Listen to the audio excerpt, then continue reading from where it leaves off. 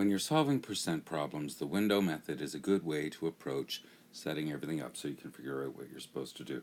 So if you remember the window, it sort of looks like a window. That's why we call it that, the window method or the fraction method.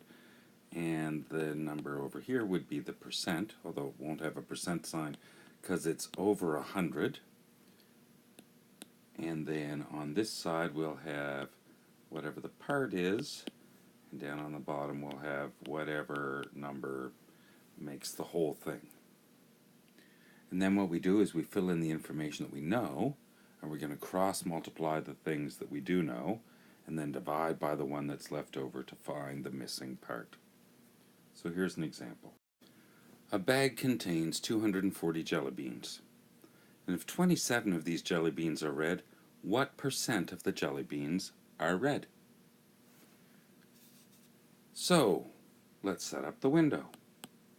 We know that the whole bag contains 240 jelly beans, and the part that we're looking for, the 27, well, there's 27 of those. What we're looking for is what percent. So we're looking for this number up here that would go over 100 to give us the percent. So now that we've filled in the information, we can cross multiply. So 27 times 100 equals 2700. And then we can divide by this one that's left over. So 2700 divided by 240.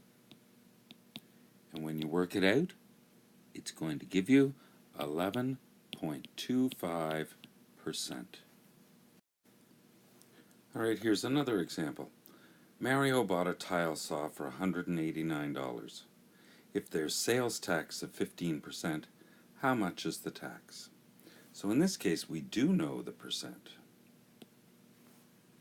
So it's 15 over 100.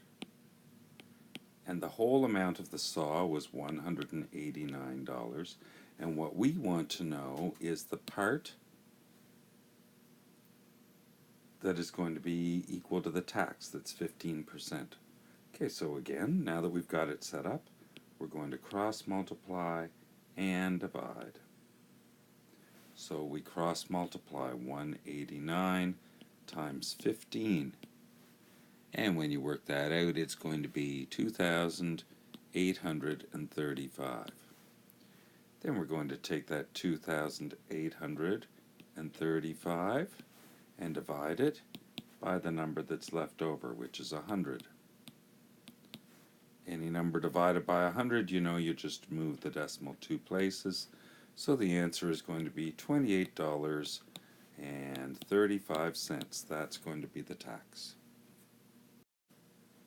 So in the first example, we found the percent that one number was of another number. In the second example, we had the percent and the total amount, and we found the part that the percent referred to. So here's a final example. Milton used 4 bundles of roof shingles on the garage, and this was 16% of the total bundles on site. So how many bundles of shingles were there altogether?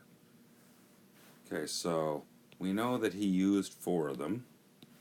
We're wondering how many there were altogether. And that 4 was 16% of the total of 100%, obviously.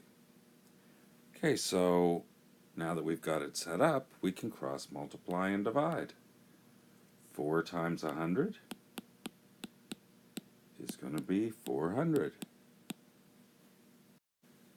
And 400 divided by 16, which is the one that's left over, is going to be 25. So there were a total of 25 bags on site, of which he used 4, or 16%. So that's how you solve basic percent problems, and the trick is in setting them up and getting all the information in the right places.